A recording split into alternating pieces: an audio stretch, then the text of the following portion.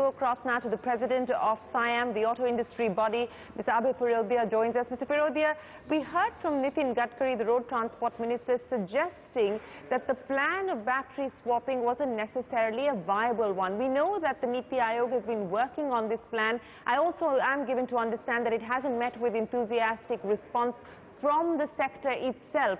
So are you relieved if the government were to put this idea to bed? Well, the idea of battery swapping has worked in certain areas of the world, but it would appear that it's premature to try and implement it across the board, across all kinds of vehicles in India. It may work for very small two-wheelers and small three-wheelers with low performance requirement.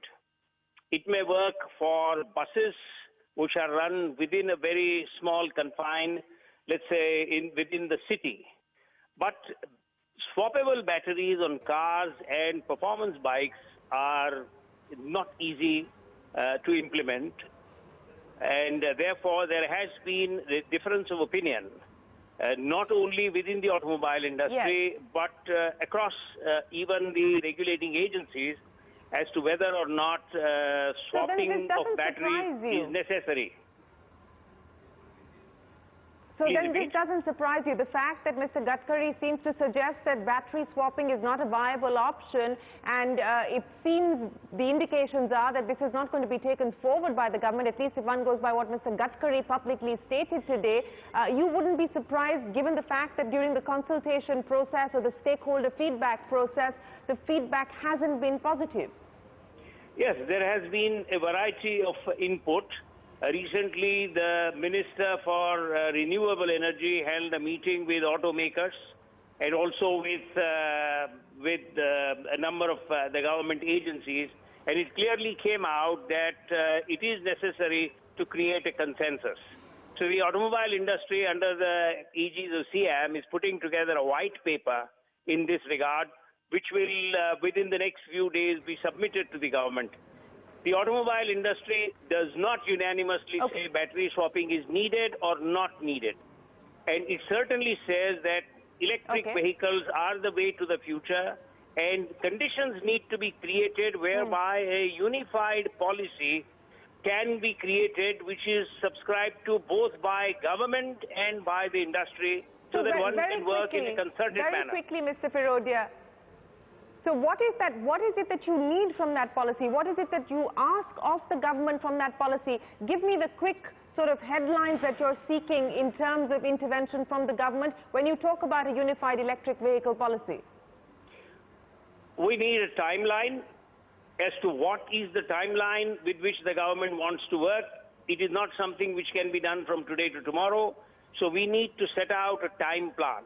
Secondly, we need to understand very clearly whether the government will invest, government companies will invest, or who will invest in battery making. Normally, automobile manufacturers, whether two-wheelers, buses, whatever, will make electric vehicles, but not the battery cell itself. So what will be the shape and size and cost of the battery cell? Who will make it?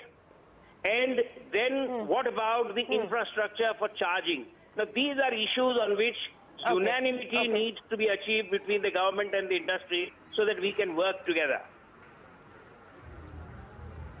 My last question to you, Mr. Firodia, before I let you go, because Mr. Gadkari also seemed to suggest that 4 auto manufacturers are already ready with BS6 compliant vehicles. Do you get a sense now, on the back of everything that we've heard, the oil ministry putting out a notification saying in the National Capital Territory, BS6 fuel will be supplied starting 2018, that there is a possibility the BS6 norms themselves may be advanced from 2020? I think it will be a disaster to advance the norms from 2020 to an earlier date. It's not a practical solution. BS6 fuel is welcome. BS6 fuel may not do much good to BS4 vehicles, but certainly is not expected to do any harm. One has to check whether the NOx goes up as a result of using BS6 fuel in BS4 vehicles.